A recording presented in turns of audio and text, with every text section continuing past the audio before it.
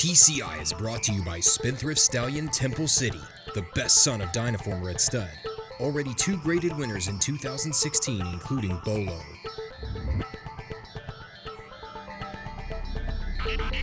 Welcome back to TCI, your inside track to the Triple Crown. Alongside Joel Cunningham, I'm John Siegel. Well, this is the start of our 7th season. You know, Joel, the funny thing about thoroughbred industry, you don't look back at the past. We had a Triple Crown winner last year. It was American Pharoah. Man, he was phenomenal.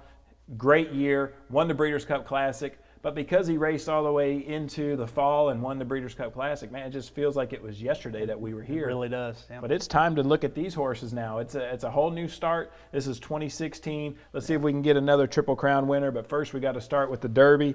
And let's look at the TCI top 10, and let's start off with number 10. My man, Sam, you have him in at number 10. Joel, this horse is going to run next in the Gotham. He's lightly raced, but you think he's got some talent. Well, I mean, he's a little bit of a reach to have in the top 10 at this point. He just broke his maiden. He's a horse that doesn't have a ton of 2-year-old form, so he's probably going to have to break some rules, John. But, you know, it's perfect that we start with him at number 10 because we can kind of explain a little bit that, look, this group isn't quite as good right now as we thought the group last year was, talking about American Pharoah and all those horses. So we need to see some horses still emerge yet. But there is some talent out there.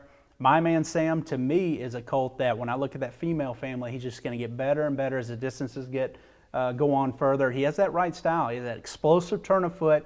He had an eye-catching maiden win at Aqueduct. I was very impressed with. You know, sometimes those Aqueduct races can fool you, but we'll find out what his quality is all about. Chad Brown's going to run him in the Gotham Stakes next weekend against a stablemate that we'll talk about in a little bit. So we'll find out a lot more about My Man Sam next Saturday. I do think he has a ton of quality and upside, and I think he has the right style. He looks like a classic horse to me, so I'm going to put him in at 10. All right, at number 9, you have Mo Tom. This horse ran third in a trouble trip the other day in the Risen Star. Looks like he's pointed for the Louisiana Derby. Tell me a little bit about him. And I think he's going to like another 16th of a mile in the Louisiana Derby. I mean, he might become one of the horses to beat in there, certainly. You look at that trouble performance in the Risen Star, everybody's talked about it. You know, did it cost him? May have cost him. It looked like Gun Runner was hanging there, and you had a 53-1 shot Forever Mo, who I thought was a good-looking horse, but the way that, you know, he was running at Gun Runner late, you know, I don't know how good of a race that was, but I do think going forward that perhaps Mo Tom, with his 2-year-old form at Churchill, going 1 mile and 1/8 next time out, I think he might be the horse to pull from that race. And we'll see how good these Louisiana horses,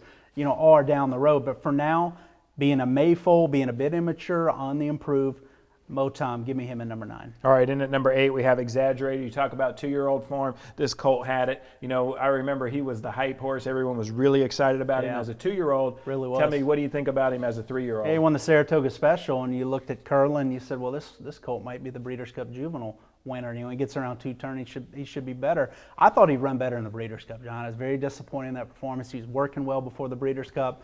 So then I chalked it up to, well, is he good enough? Or maybe he's just had a long campaign, needs a break. Well, he comes back and wins the Delta Jackpot a month later. So, you know, it makes you just wonder with this colt, you know, how good he is. I do like the way he ran against Nyquist in the San Vicente. I mean, he was up against it there. Nyquist loves Santa Anita. Sprinting 7/8 is right in his wheelhouse, and he ran with him to the wire. And Nyquist won probably fairly easy, maybe more than the margin showed there. But when I look at Exaggerator, big gangly colt by Curlin, should, again, get better with age and distance. Question with him will be his quality. Is he legitimately a top-shelf G1 horse that can win the Derby? All right, well, let's move now to number 7, and you just mentioned Nyquist. Well, he's in here at number 7. You know, for me, a little low for having 2-year-old champion. This colt's done nothing wrong. He's undefeated. You got him in at number 7.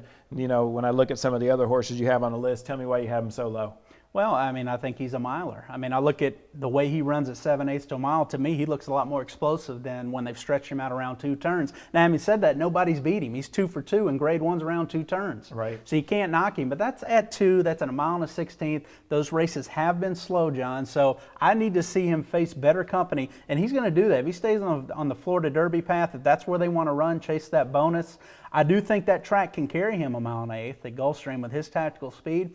But he's going to have to face better in there. We'll learn a lot more about him. And I just think the classic distances in May, you know, this generation might catch up to him by May on quality from one standpoint. Another standpoint is he going to be able to handle 1.25 miles, this real classic distances? And to me, he looks like a horse that's more of a miler, could handle mile and eighth, but mile and a quarter is a whole new ball game. So to me, there's a half dozen horses that are more intriguing to me going forward into May as Derby contenders. All right, well, let's look at one of those horses right now. And, of course, I'm talking about Shagaf in at number 6. Joel, this is another horse, lightly raced, pointed to the Gotham. Yeah. Tell me, how do you got him in at number 6? Well, from what I hear, Chad Brown thinks he might be the most talented dirt colt he's ever trained. Now, everybody associates Chad with Bobby Frankel and all the turf success he's had. Right. However, this guy has obviously been around a lot of top horses. This horse has obviously shown a ton of ability, John. When you think about that maiden win in Aqueduct, ooze quality in that race. Same with the Gulfstream Allowance race. He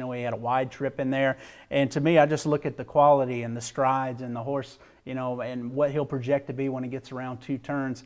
I just think in the Gotham Stakes, going a mile and 16, at Aqueduct, track that he ran well at, with the tactical speed he has, he's going to be very tough to beat in there. And then it could be off from there. I mean, they separated him from the stablemate, Mo Heyman, Shadwell's going to stay on the Florida path for now, and you're going to see Shagaf at the New York path. So that's just a separation of the ownership there. Sure. And he's going to be the horse to beat in the Gotham. We'll learn a lot more about him, but he has a ton of quality. In my view, he belongs in the top dozen. All right, well, let's look now and crack into the top 5, and let's talk about Brodys Cause. Joe, this colt is interesting because it feels like he's a horse that has a lot of upside. If he matures properly with the sire line that he has, He ran well at Keeneland. As a 2-year-old, he's a Grade 1 winner. Looks like he's making his 3-year-old debut in the Tampa Bay Derby. Tell me a little bit about him. Sure looks like he's working well, and I hear he's working tremendously. I mean, you look at his style, and you wouldn't think he'd be a good workhorse. He likes to fall way out of it early and make that late closing run, show that turn of foot in the stretch, and he's by John's Causeway. I mean, you think he's just going to get better at 3, and as he develops, we know he likes Churchill. I loved his maiden win there. Now, here's a horse that just has classic pedigree, classic style, and development written all over him. Dale Roman, certainly his horses run very well in the Derby. So I think going to the Tampa Bay Derby, we'll see how he runs over that quirky type track there, but the long-term focus for him, Tampa Bay Derby, one more prep somewhere, maybe the Bluegrass Stakes, and then I think third off the layoff, Dale Romans gets him back to his home base at Churchill. He's going to be a very dangerous colt. I was disappointed in his Breeders' Cup, I'll say that, but the track was quirky that day, and the Breeders' Cup Juvenile altogether was not a great race in my opinion. All right, let's look now at more spirit. Of course, Bob Baffert, all the success he had last year. This is his best Derby hope right here. Joel, tell me a little bit about him. There was some concern the other day with a workout that was kind of botched. Tell me, what do you think? Well, if you're a Byers fan, you're not going to like this horse. He looks slow on the Byers, but he just has a ton of class and upside. I mean, you want to talk about a classic profile. I mean, Bias Scinderella, you look at him physically, he's not a horse that's going to wow you, particularly at the tight tracks like Santa Anita with this closing punch. He just keeps coming and coming and coming. And he's a Grade 1 winner, John. Again, being Bias Scinderella, he's just going to keep developing. I think he's a grinder, and he's perfect, tailor-made for 10 furlongs and maybe even beyond, maybe a Belmont type horse. So when I look at More Spirit, being by Bob Baffert as top contender, if he can keep him on path, and he's a quirky horse. We've heard all the stories about the aborted workout and the earplugs and all that. I mean, look, the Derby's not a kind place when you're running against 19 other horses in front of 150,000 for a horse that has some quirks. But you have to trust Bob Baffert here. I do think Bob believes this is his best hope, and I think he's going to manage them appropriately to have them ready in May. All right, and at number 3, another lightly raced horse, and of course I'm talking about Zulu.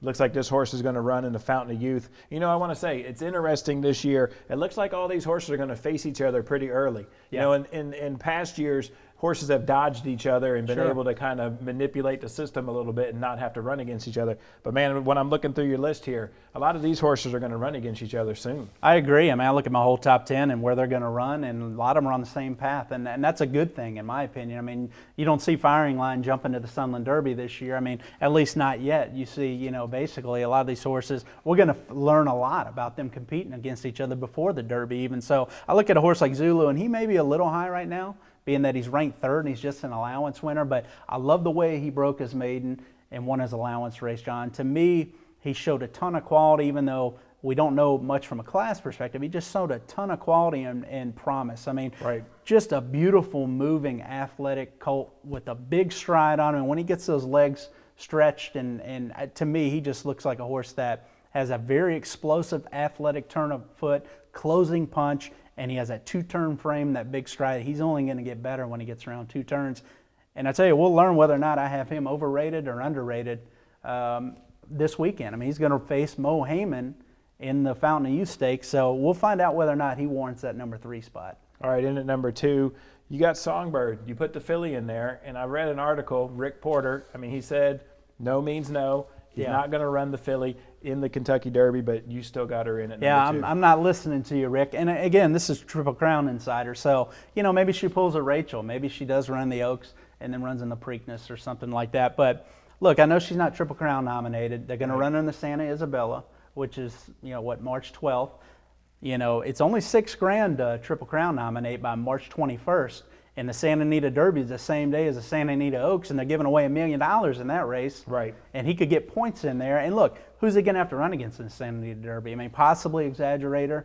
You know, maybe Bob keeps more spirit there. Maybe he sends more spirit, you know, on the Oaklawn path. I mean, who knows? It doesn't look like a very tough race with Nyquist going to the Florida Derby. So I just think we'll see what happens. She won so nicely last time out. If she wins the Santa Isabel, you know, look, I could see them nominating her late and just seeing what happens. Maybe trying the Santa Anita Derby, and if all goes well, maybe it's enticing for them to try the Kentucky Derby. And if they don't try the Kentucky Derby, maybe it's still enticing to look at the Preakness. You know, there's a lot of colts, I'm sure, that are hoping that Rick really means it, that she's not going to run, because that filly is, I think, the best of the crop for sure. If she does run, if she gets Triple Crown nominated, she might be at number 1. But I have her at number 2 right now. She is very good. All right, let's look at number 1, and I think no surprises here. Of course, it's Mo Heyman. This horse is going to run this weekend, Joel. He's done nothing wrong. You know, he's by the right sire. He's running in the Fountain of Youth. So tell me, what do you think of his chances in there? Well, to me, when I'm just looking at raw talent, you know, we know what Nyquist is right now, even though we don't know how far he'll go. But when I think of, you know, a few colts that, to me, have that major upside and raw ability, you know, I'm thinking of horses like Shaggoff. I'm thinking of horses like Zulu, you know, horses like Mo Heyman. And the horses that just possess the tools and the upside, to me, to be any kind. You know, so when I look at Mo Heyman, again, like I mentioned with Zulu and Shaggoff, to me, he has everything. He has that tactical ability. He can beat you in so many ways. The rider can put him wherever he wants to in a race. I mean, to that was an odd pace scenario last time out in the Holy Bull. It didn't matter for that horse. I mean, he just crushed him in the stretch and did it very easily. When I look at his turn of foot, I mean, just a beautiful stride, an explosive turn of foot, John. I mean, here's a horse that when they want to pour it on, and I'm not so sure we've seen his best yet. He could become one of the best sons of Tapit that we've seen so far. To me, he belongs at number 1, and I know a lot of people are going to have him number 1. He deserves a spot, in my opinion. I thought he was the best 2-year-old last year. Yeah. I thought he was better than Nyquist. So now when I've seen the Holy Bull and the way he's trending up to the Fountain of Youth, it's 6-horse field this weekend. He's going to run against. He drew the far outside, a lot of speed to the inside of him. But to me, the jock will be able to put him wherever he wants to in a 6-horse field in there. And Zulu is going to have to find a better trip than Mo Heyman to beat him, stepping up now into this type class level and giving up all that experience. So I look for Mo Heyman to show he's number 1 this weekend, but I'm very interested to see what Zulu does. All right, well, thank you, Joel, and thank you guys for watching. Make sure you come back next week. We'll recap the Fountain of Youth, and we'll see how the TCI Top 10 shakes out.